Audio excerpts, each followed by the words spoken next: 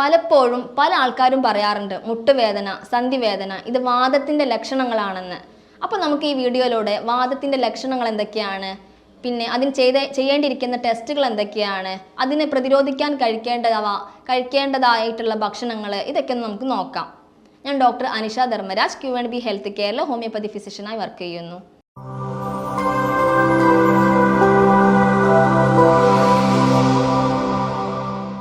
ഈ വാദം എന്ന് പറയുന്നത് സന്ധികളിലാണ് പ്രധാനമായിട്ടും ബാധിക്കുന്നത്. ഇത് പല കാരണങ്ങൾ കൊണ്ടുവരാം. എന്തൊക്കെ കാരണങ്ങളാണെന്ന് നമുക്ക് നോക്കാം. ആദ്യമായിട്ട് ബാക്ടീരിയൽ ഇൻഫെക്ഷൻ ഉണ്ടെന്നുണ്ടെങ്കിൽ സെപ്റ്റിക് ആയിട്ടുള്ള ഒരു ആർത്രൈറ്റിസ് അല്ലെങ്കിൽ ഒരു ഇൻഫ്ലമേഷൻ നമ്മുടെ സന്ധികളിൽ വരും. പിന്നെ ഒന്നാണ് നമ്മുടെ ഈ പ്രായമായ ആൾക്കാരിൽ എല്ല് തേയ്മാനം വരും, ഓസ്റ്റിയോ ആർത്രൈറ്റിസ് എന്ന് വിളിക്കും. പിന്നെ ചില ആൾക്കാരിൽ ക്ഷതമേറ്റ് കഴിഞ്ഞാൽ അതിൻ്റെ ഭാഗമായിട്ട് വരുന്ന ഈ സന്ധികളിൽ ഉണ്ടാകുന്ന നീർക്കെട്ട്, അതായത് പോസ്റ്റ് ട്രോമാറ്റിക് ആർത്രൈറ്റിസ് എന്ന് വിളിക്കും. പിന്നെ ഉള്ളതാണ് ഒരു റുമറ്റോയിഡ് ആർത്രൈറ്റിസ്, ആമവാദം. പിന്നുള്ള ഒന്നാണ് യൂറിക് ആസിഡ് കൂടി നിൽക്കുന്ന ഗൗട്ട് എന്ന് പറയുന്ന ഒരവസ്ഥ. ഇതൊക്കെയാണ് പ്രധാനമായിട്ടും വാദങ്ങൾ വരാനുള്ള കാരണങ്ങൾ എന്ന് പറയുന്നത്. ഇത് ഏതൊക്കെ ജോയിൻറ്റിനെ എഫക്റ്റ് ചെയ്യും എന്ന് വെച്ച് കഴിഞ്ഞാൽ നമ്മുടെ പ്രധാനപ്പെട്ട എല്ലാ ജോയിൻറ്റിനെ എഫക്റ്റ് ചെയ്യും. അത് ഏത് വാദമാണെന്നനുസരിച്ചിരിക്കും ഈ ജോയിൻസിനെ എഫക്റ്റ് ചെയ്യുന്നത്. അപ്പോൾ ഞാൻ ഇന്ന് പറയാൻ പോകുന്നത് റുമറ്റോയിഡ് ആർത്രൈറ്റിസ് അല്ലെങ്കിൽ ആമവാദം എന്നുള്ള ഒരു കണ്ടീഷനാണ്. എന്താണ് റുമറ്റോയിഡ് ആർത്രൈറ്റിസ് അല്ലെങ്കിൽ ആമവാദം എന്ന് പറയുന്നത്? ഇവിടെ സാധാരണ നടക്കുന്നത് നമ്മുടെ കോശങ്ങൾ, അതായത് അണുബാധയാണെന്ന് തെറ്റിദ്ധരിപ്പിക്കപ്പെട്ടിട്ട് നമ്മുടെ കോശങ്ങളെ തന്നെ നശിപ്പിക്കുന്ന ഒരു അവസ്ഥയാണ് ആമവാദത്തിൽ വരുന്നത്, അതായത് റുമറ്റോയിഡ് ആർത്രൈറ്റിസ് അവിടെ സംഭവിക്കുന്നത്. അപ്പോൾ ഇങ്ങനെയുള്ള ആൾക്കാരിൽ പ്രധാനമായിട്ടും കാണുന്ന ലക്ഷണങ്ങളാണ് രാവിലെ എഴുന്നേറ്റ് കഴിഞ്ഞാൽ ജോയിൻസിനൊക്കെ നന്നായിട്ട് വേദന, സ്റ്റിഫായി നിൽക്കുക, ശരിയായ രീതിയിലൊന്നും നിവർത്തി എഴുന്നേക്കാൻ കഴിയാത്തൊരവസ്ഥ വരിക. ഇത് പ്രധാനമായിട്ടും സ്ത്രീകളിലാണ് വരുന്നത്. അപ്പോൾ ഇവർ പറയുക ചിലപ്പോൾ ബ്രഷ് ചെയ്യുന്ന സമയത്ത് വേദന, അല്ലെങ്കിൽ മാവ് കുഴയ്ക്കുമ്പോൾ, അല്ലെങ്കിൽ ചിലപ്പോൾ രാവിലെ എഴുന്നേറ്റിട്ട് വേറെ എന്തെങ്കിലും ജോലികൾ ചെയ്യുമ്പോഴൊക്കെ ആയിരിക്കും വേദന കൂടുതലായിട്ടും വരിക. ഏതൊക്കെ ജോയിൻസിനെയാണ് ഇത് എഫക്റ്റ് ചെയ്യാൻ ചോദിച്ചു കഴിഞ്ഞാൽ നമുക്ക് പറയാം, പ്രധാനമായിട്ടും ചെറിയ ജോയിൻസ് മുതൽ വലിയ ജോയിൻസ് വരെ എഫക്റ്റ് ചെയ്യാം. നമ്മുടെ കയ്യിലെ ജോയിൻസുകൾ, അതായത് ഈ വിരലിലെ ജോയിൻസുകൾ, റിസ്റ്റിലെ ജോയിൻസുകൾ, കൈമുട്ട്, കാൽമുട്ട്, നമ്മുടെ സന്ധികളിലെ എല്ലാ ജോയിൻസിനെയും ഇത് എഫക്റ്റ് ചെയ്യാം. അങ്ങനെ ഈ ജോയിൻസിനൊക്കെ എഫക്റ്റ് ചെയ്ത് കഴിഞ്ഞ് നമ്മുടെ ഈ അസുഖം അങ്ങനെ കൂടി വരികയാണെന്നുണ്ടെങ്കിൽ ഈ ജോയിൻസിനിടയിലുള്ള ആ ഒരു സ്പേസ് അല്ലെങ്കിൽ ആ സ്ഥലം കുറയും. പിന്നെ അവിടെ ഒരുപാട് ഡെപ്പോസിറ്റ് വന്നിട്ട് ഈ മുട്ടിങ്ങനെ ഉരസുമ്പോൾ നന്നായിട്ട് പെയിൻ വരുന്നൊരവസ്ഥ ഇവർക്ക് വരാറുണ്ട്. പിന്നെയുള്ള ഒരു ലക്ഷണം എന്ന് പറയുന്നതാണ് നന്നായിട്ട് ക്ഷീണം വരിക, പിന്നെ മുടി കൊഴിച്ചിലുണ്ടായിരിക്കുക, പിന്നെ കയ്യിൻ്റെ ആ ജോയിൻസിലൊക്കെ ഇങ്ങനെ ചുവന്ന് തടിച്ച് നിൽക്കുക.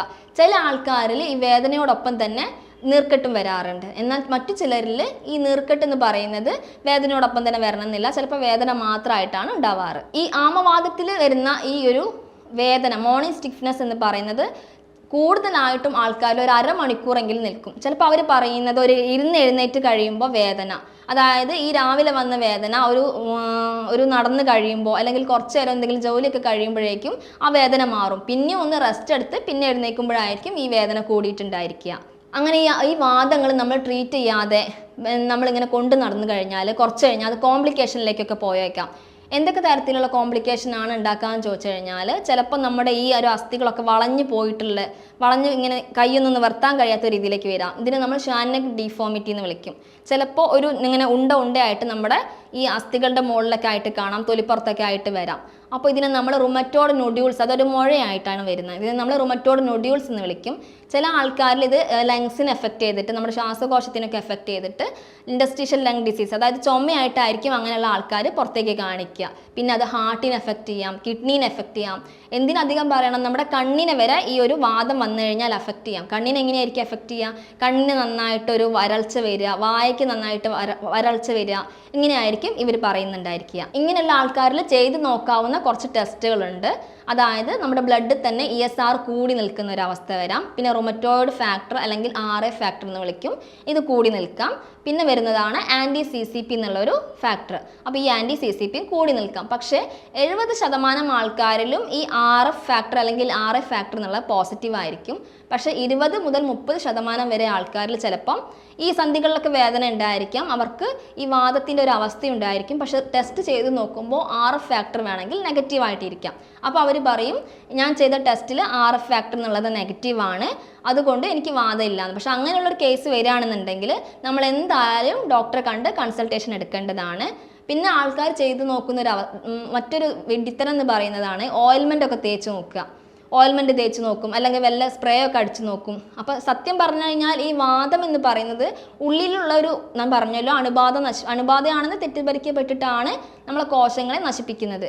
അപ്പോൾ അങ്ങനെ ചെയ്യുമ്പോൾ നമ്മൾ ഈ സ്പ്രേ അടിക്കുക അല്ലെങ്കിൽ ഓയിൽമെൻറ്റ് പുരട്ടുക, അതിലൊന്നും ഒരു എഫക്റ്റ് നമുക്ക് അവിടെ കിട്ടുന്നില്ല. അപ്പോൾ ഈ ആമവാദം ഉള്ള ആൾക്കാർ വീട്ടിൽ തന്നെ നമുക്ക് കുറച്ച് നമ്മുടെ ഭക്ഷണത്തിൽ അല്ലെങ്കിൽ മരുന്ന് കൂടാതെ തന്നെ ഭക്ഷണത്തിൽ കുറച്ച് കാര്യങ്ങളൊക്കെ എടുത്തിട്ട് നമുക്കിതിൽ മാറ്റങ്ങൾ വരുത്താം.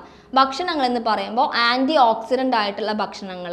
ആൻറ്റി ഓക്സിഡൻ്റ് എന്ന് പറയുമ്പോൾ വിറ്റാമിൻ ഇ അടങ്ങിയിട്ടുള്ള, വിറ്റാമിൻ സി അടങ്ങിയിട്ടുള്ള ഭക്ഷണങ്ങളൊക്കെ നന്നായിട്ട് ആൻറ്റി ഓക്സിഡൻ്റ് ഉണ്ട്. എന്തുകൊണ്ടാണ് നമ്മൾ ഈ ആൻറ്റി ഓക്സിഡൻ്റ് കഴിക്കണം എന്ന് പറയുന്നത്? ഈ ആൻറ്റി ഓക്സിഡൻ്റ് എന്ന് പറഞ്ഞു കഴിഞ്ഞാൽ നമ്മുടെ ശരീരത്തിൽ ഫ്രീ റാഡിക്കൽസ് കുറേ ഉണ്ടായിരിക്കും. അപ്പോൾ ഈ ഫ്രീ റാഡിക്കൽസിനൊക്കെ നശിപ്പിച്ചിട്ട് അതിൻ്റെ മെറ്റബോളിസം ഒക്കെ നടക്കാൻ സമ്മതിക്കാത്ത രീതിയിൽ നമ്മളൊരു ആൻറ്റി ഓക്സിഡൻറ്റ് കൊടുക്കുകയാണെന്നുണ്ടെങ്കിൽ നമുക്ക് ഈ വേദന, ഇൻഫ്ലമേഷൻ ഒന്നും ഉണ്ടായിരിക്കില്ല. അപ്പോൾ അങ്ങനെയുള്ള ഭക്ഷണം, അതായത് വിറ്റാമിൻ ഇ, വിറ്റാമിൻ സി എന്ന് പറയുമ്പോൾ നമ്മുടെ പേരക്കയിൽ നന്നായിട്ടുണ്ട്, കിവിയിലുണ്ട്, പപ്പായയിലുണ്ട്, പിന്നെ നമ്മുടെ നെല്ലിക്കയിലുണ്ട്, ബെറീസിൽ ഒരുവിധം എല്ലാ ബെറീസിലുണ്ട്, ബ്ലൂബെറീസ്, ബ്ലാക്ക് ബെറീസ്, എല്ലാ ബെറീസിലുണ്ട്. അതൊക്കെ കഴിക്കാം. പിന്നെ നന്നായിട്ട് വെള്ളം കുടിക്കണം. അപ്പോൾ നമ്മൾ നന്നായിട്ട് ഇങ്ങനെ ഇൻഫെക്ഷൻ എന്നുള്ള ഒരു രീതിയിൽ നമ്മൾ മൂത്രം ഒഴിച്ച് പോവുകയാണെന്നുണ്ടെങ്കിൽ അങ്ങനെ പോയിരിക്കും. പിന്നെയുള്ള ഒന്നാണ് നമ്മൾ കഴിക്കേണ്ടത് ഫൈബർ കണ്ടൻറ്റ് കൂടുതലായിട്ടുള്ള ഭക്ഷണങ്ങൾ. ഫൈബർ കണ്ടൻറ്റ് എന്തിനാണ് നമ്മൾ കൂടുതൽ കഴിക്കുന്നത്? നമ്മുടെ വയറിൻ്റെ ആരോഗ്യം നല്ല നിലയിൽ എത്തിച്ചിട്ട് അവിടുന്ന് നന്നായിട്ട് അബ്സോർപ്ഷനൊക്കെ നല്ല രീതിയിൽ നടക്കാൻ വേണ്ടിയിട്ടാണ് നമ്മൾ ഫൈബർ കഴിക്കേണ്ടത്. പിന്നെ നമ്മൾ കഴിക്കേണ്ടതാണ് ഈ ഒരു ഗ്രീൻ ടീ കുടിക്കുന്നതോട് കൂടിയിട്ട് നല്ല ഒരു എഫക്റ്റാണ് നമുക്ക് കിട്ടുക. അവിടെ ഇൻഫ്ലമേഷനൊക്കെ കുറയ്ക്കാൻ പറ്റും. പിന്നെ നമ്മൾ ഭക്ഷണത്തിൽ ഉൾപ്പെടുത്തേണ്ട ഒരു സാധനമാണ് നമ്മുടെ മത്തൻ്റെ കുരു എന്ന് പറയും. മത്തൻ്റെ കുരുവിൽ നന്നായിട്ട് എന്തുണ്ട്? മഗ്നീഷ്യത്തിൻ്റെ അളവ് കൂടുതലാണ്. ഈ കാൽഷ്യത്തിൻ്റെ അബ്സോർപ്ഷൻ കൂട്ടിക്കൊണ്ടുവരാം നമ്മുടെ ഭക്ഷണത്തിൽ. കാൽഷ്യത്തിൻ്റെ അബ്സോർപ്ഷൻ ചില സമയത്ത് നമ്മുടെ ഞാൻ പറഞ്ഞ പോലെ ഗട്ടിന് ചില പ്രശ്നങ്ങളുണ്ടെങ്കിൽ കാൽഷ്യത്തിൻ്റെ അബ്സോർപ്ഷൻ ശരിക്കും നടക്കാത്ത രീതിയിൽ വരും. അപ്പോൾ അതിന് സപ്ലിമെൻ്റ് ആയിട്ട് നമുക്ക് ബോറോൺ അടങ്ങിയ ഭക്ഷണങ്ങൾ, മഗ്നീഷ്യം അടങ്ങിയ ഭക്ഷണങ്ങളൊക്കെ നന്നായിട്ട് കഴിക്കുമ്പോൾ ഇങ്ങനെയുള്ള ഈ കാൽമുട്ടിൻ്റെ തേയ്മാനത്തിന് നമുക്ക് നന്നായിട്ട് സപ്ലിമെൻറ്റിൽ നിന്നുള്ള രീതിയിൽ കൊടുക്കാൻ കഴിയും. അതിന് മത്തൻ്റെ ഈ കുരു നന്നായിട്ട് കഴിക്കുന്ന ആൾക്കാരിൽ ഈ തേയ്മാനം, ഇൻഫെക്ഷൻ അങ്ങനെയൊക്കെ നല്ല ഒരു എഫക്റ്റ് കിട്ടുന്നതാണ്. പിന്നെ ഇവർ ഭക്ഷണത്തിൽ ഉൾപ്പെടുത്തേണ്ട ഒന്നാണ് omega-3 ഫാറ്റി ആസിഡ് അടങ്ങിയിട്ടുള്ള ഭക്ഷണം. omega-3 ഫാറ്റി ആസിഡ് എന്ന് പറയുമ്പോൾ സാധാരണ നമ്മുടെ കടൽ മത്സ്യങ്ങൾ, അതായത് അയില, മത്തി തുടങ്ങിയവയിലൊക്കെ നന്നായിട്ട് omega-3 ഫാറ്റി ആസിഡ് ഉണ്ട്.